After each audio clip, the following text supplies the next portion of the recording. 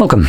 In front of me is a Samsung Galaxy A35, and today I will show you how you can format your SD card.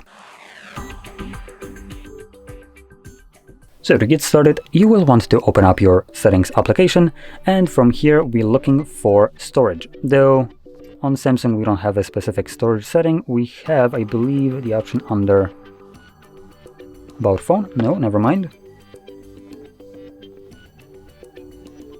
Trying to figure out where they keep it. Oh, there we go.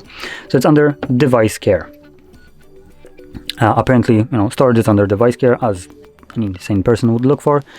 Anyway, in here you'll find storage, and you want to just click on it. Give it a second to load all the data.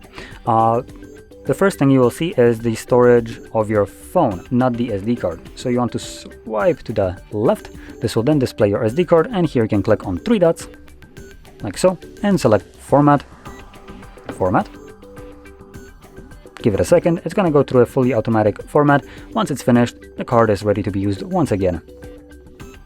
And there we go. SD card formatted successfully, and that's it.